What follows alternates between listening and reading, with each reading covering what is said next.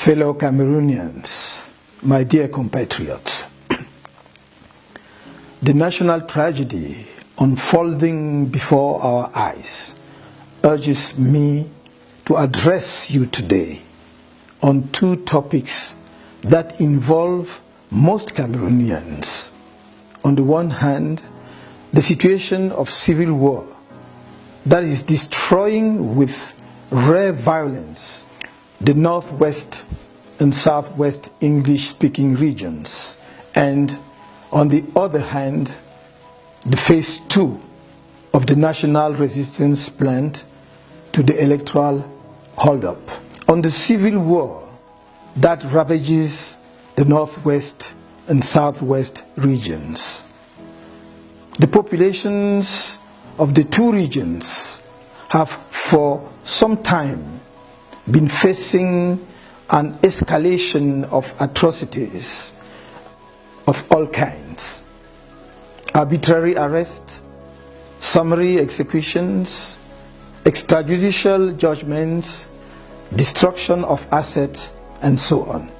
In the total indifference of the power, some statistics report hundreds of deaths in all categories: military, separatists, and civilians, thousands of refugees, and hundreds of thousands of displaced populations.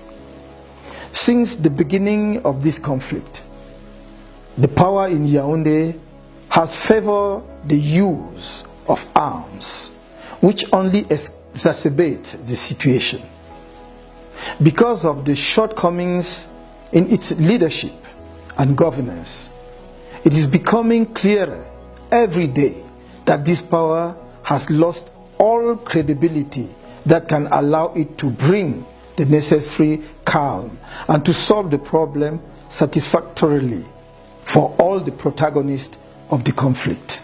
However, if nothing is done quickly, it is to be feared that the observed escalation will lead to total war.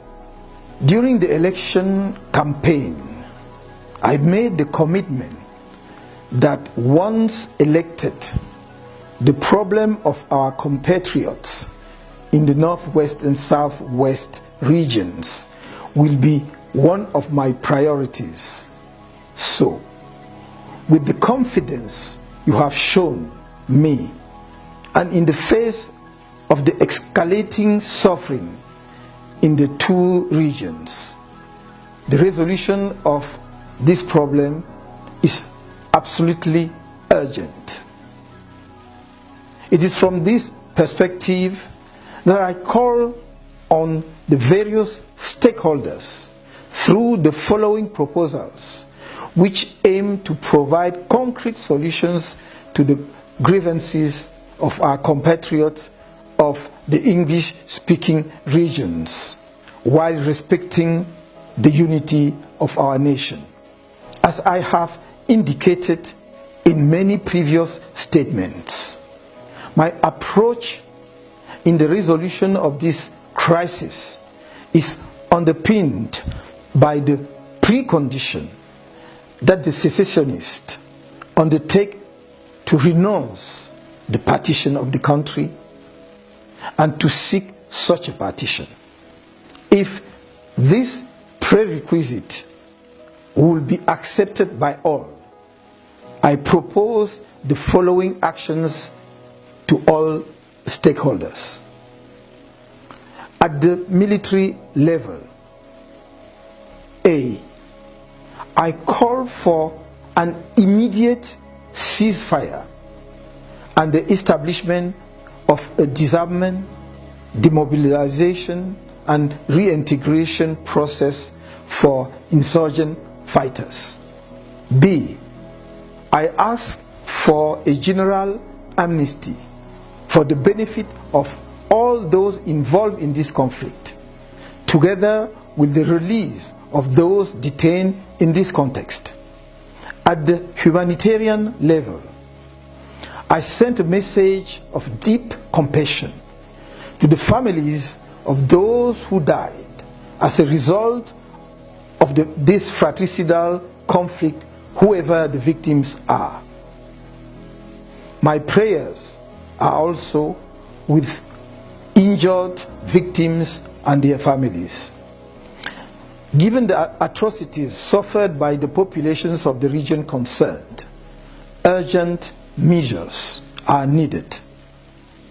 In this view, I address to the people of the Northwest and Southwest a message of encouragement and solidarity in their sufferings, and exhort them to prepare to return to their towns and villages as soon as conditions are met for this purpose. I would like to assure you that initiatives are now being taken in the direction of the international community to stop the conflict and the atrocities it causes. Measures will be taken to compensate for the loss of property related to this conflict, including the reconstruction of the destroyed houses and the allocation to the victims of the loss of financial endowments to enable them to restart their activities. I ask that step be taken now to find refugees in Nigeria on the one hand, and to bring back people who have taken refuge in the forest on the other hand.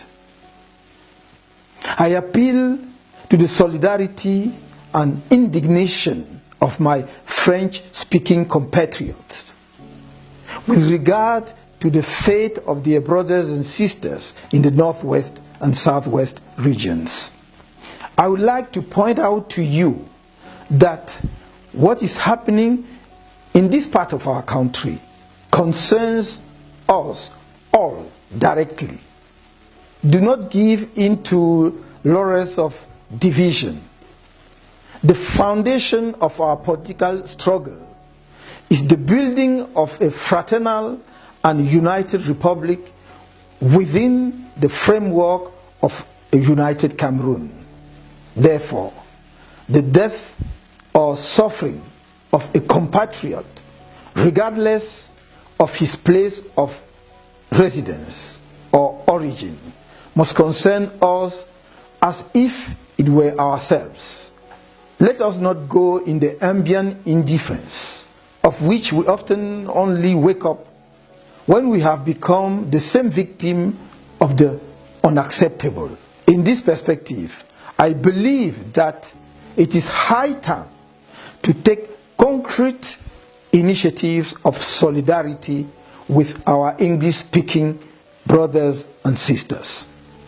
Also, I ask the people of the French-speaking regions of the country to implement with commitment and determination the following measures. A. For the remainder of November and until the end of December 2018, observe a half day without activity, ghost town and villages, every Monday from 1 p.m. in order to bring the power to take without delay the significant measures necessary to initiate the resolution of the crisis ravaging the regions concerned, so that the population of these regions spend the end of the year holidays in their families. Cameroonians in the interior and in the diaspora must show their most generous solidarity towards the families of the Northwest and Southwest region, particularly affected by the ongoing conflict, by donations, especially food, clothing, money, etc., so that these families spend less difficult Christmas and New Year holidays. Donations should be sent to Aya Foundation, whose manager is Mr. Abine Aya. It is one of the few field active NGOs in the English-speaking regions, and that knows how to channel to the people the donations. You can see the address of the foundation below your screen. B.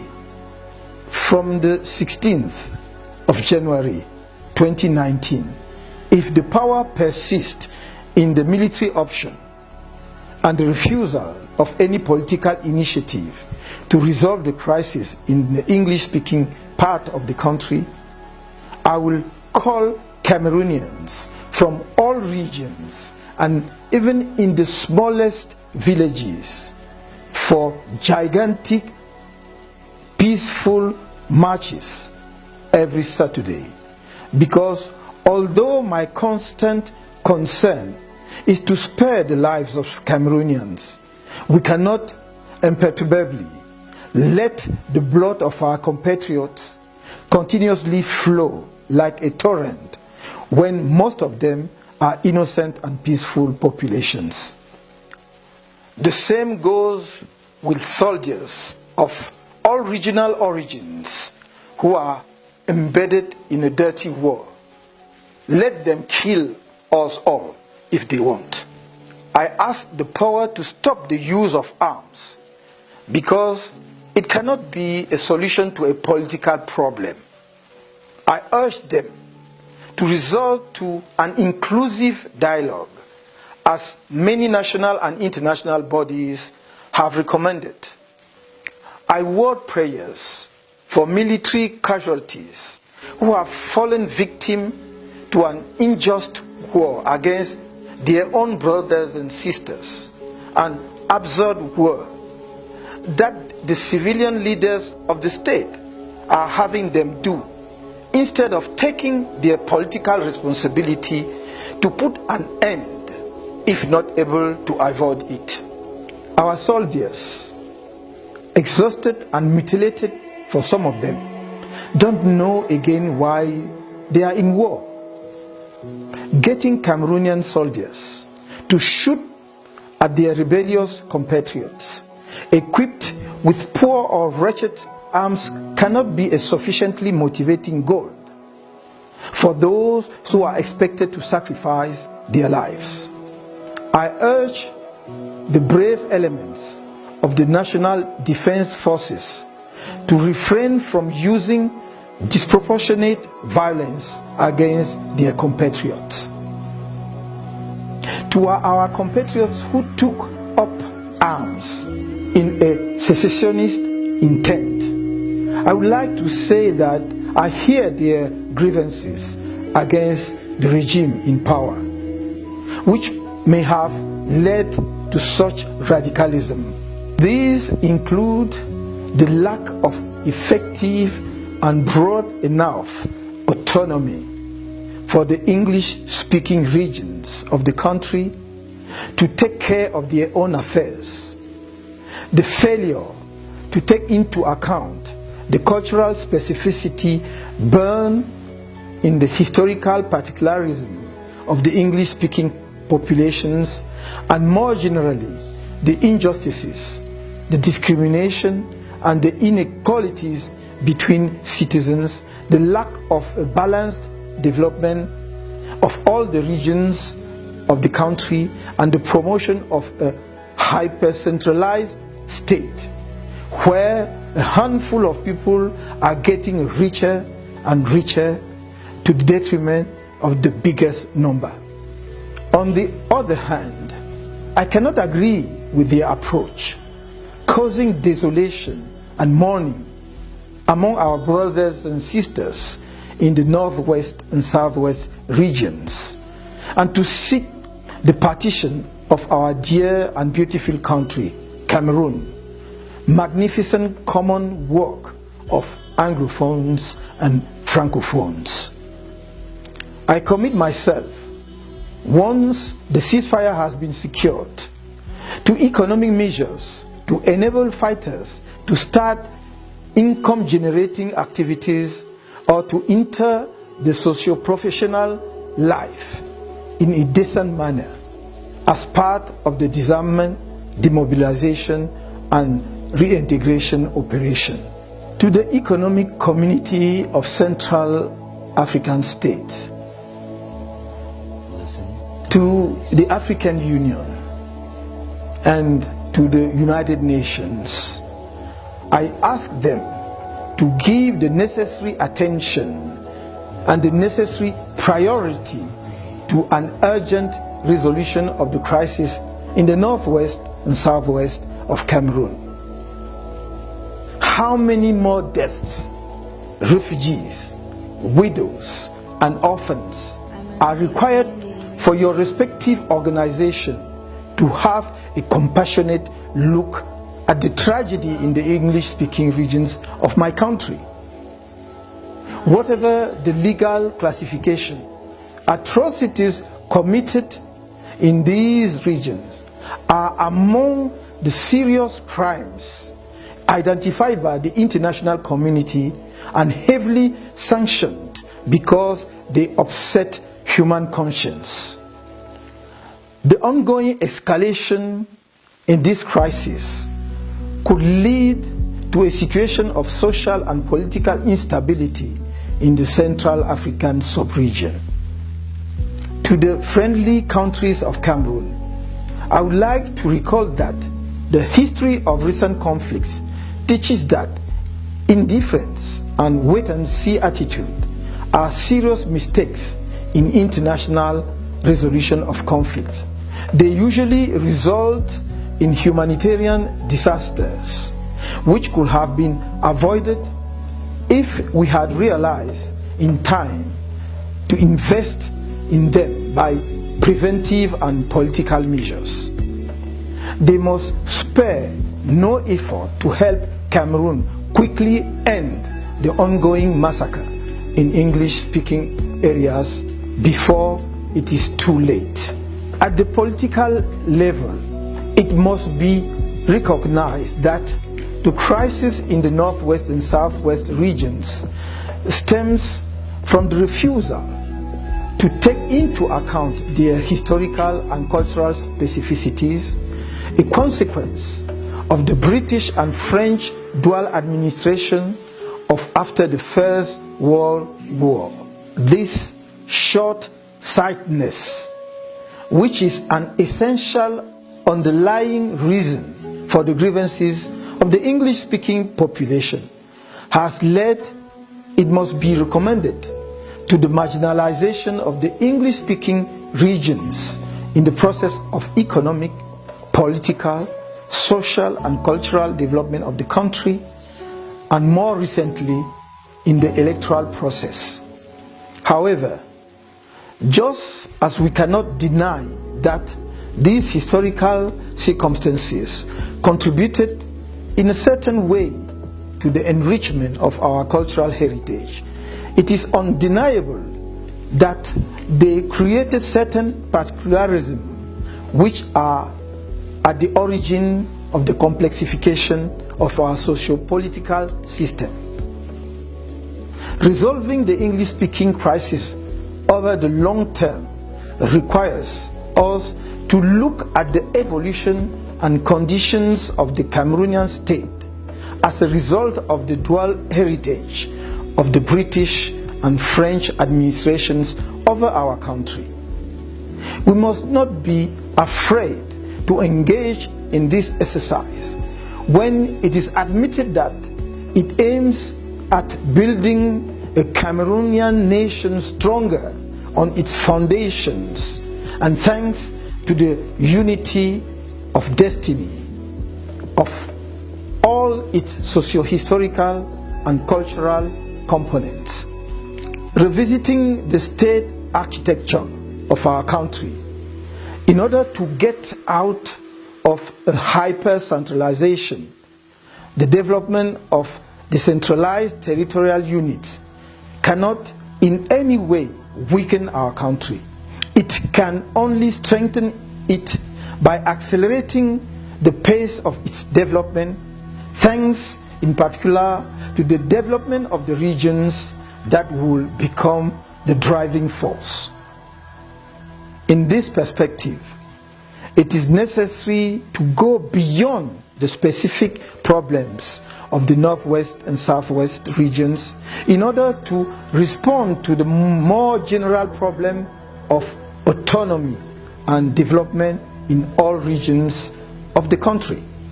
With this in mind, I pledge to carry out as soon as possible, in any case at the end of the inclusive dialogue, the indispensable state reform for an effective takeover by the regions of their development, the central state ensuring the broad balances.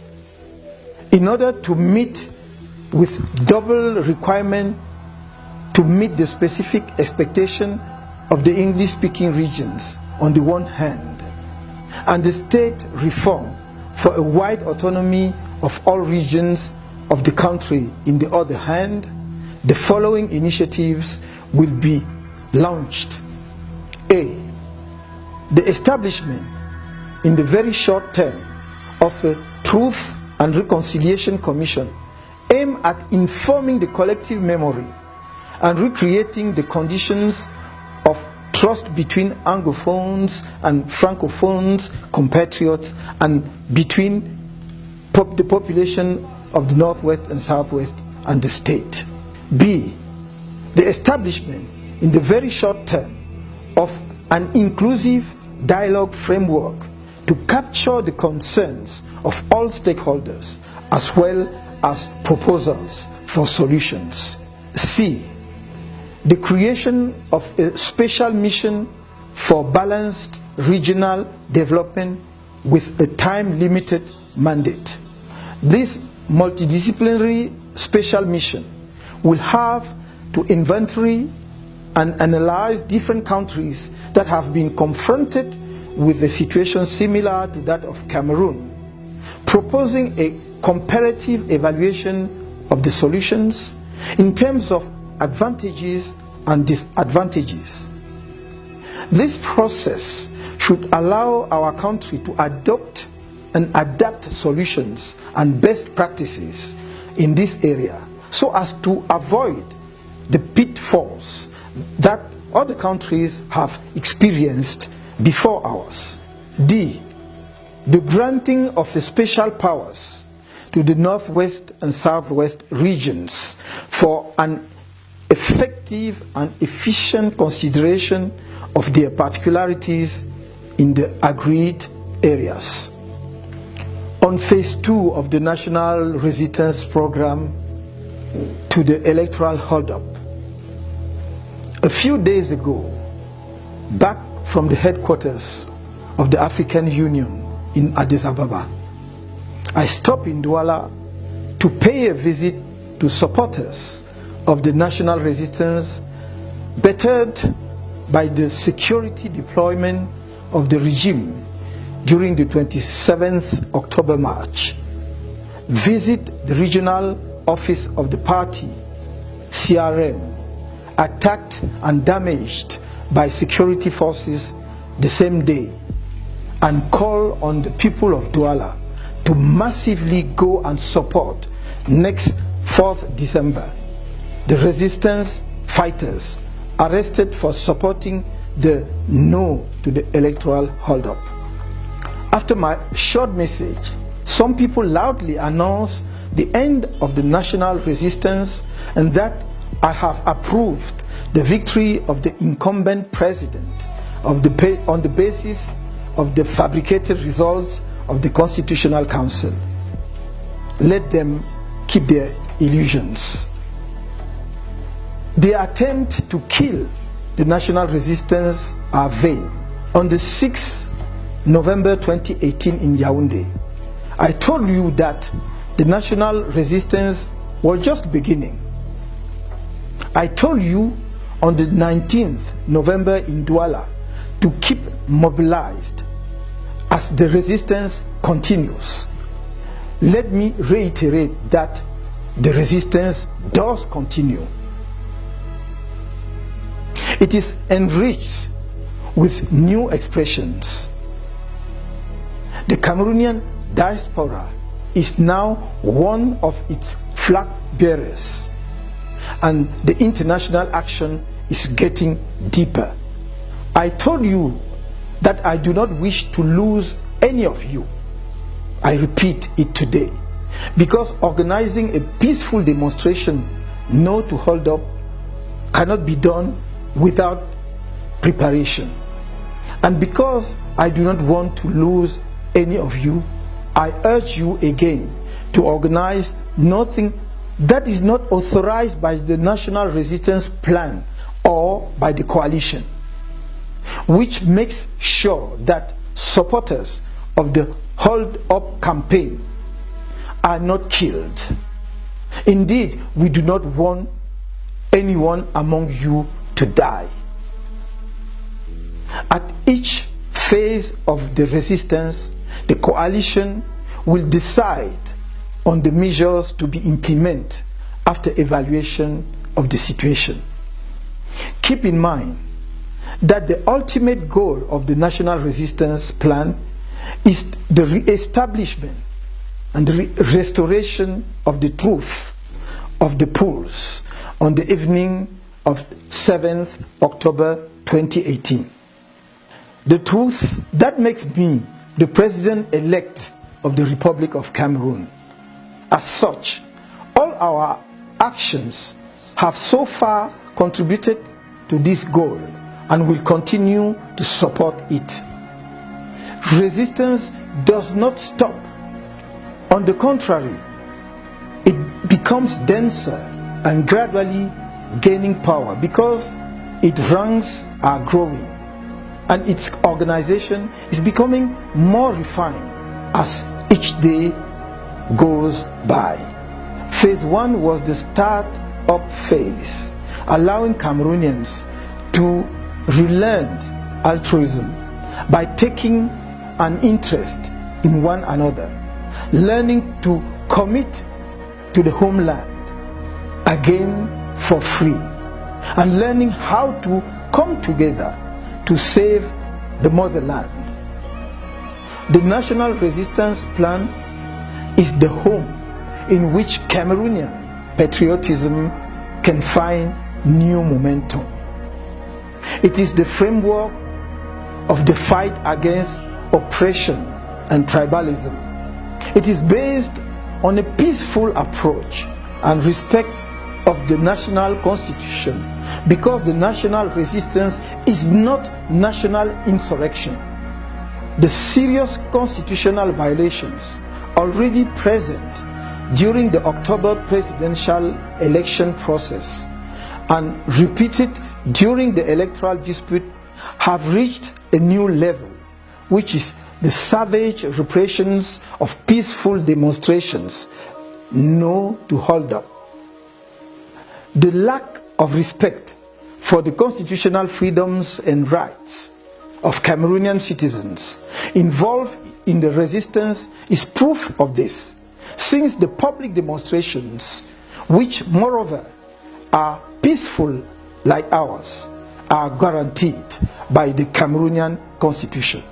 Other evidence is the systematic use of torture and the use of other forms of violence, such as beatings by police on peaceful protesters.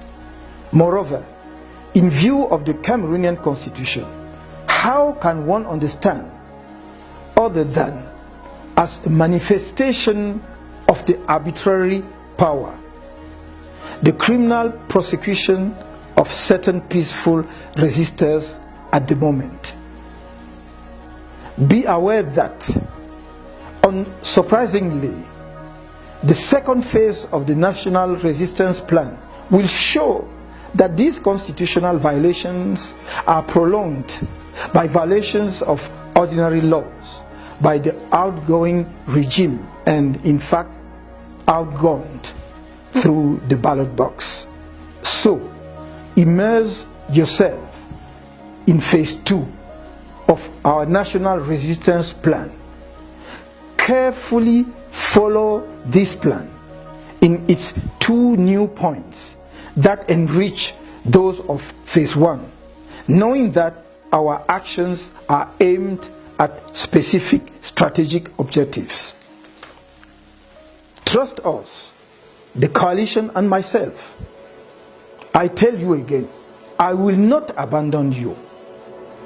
I will not betray you. For I know more than anyone that it is possible together. So, together, we'll continue to say no to hold up. Long live Cameroon.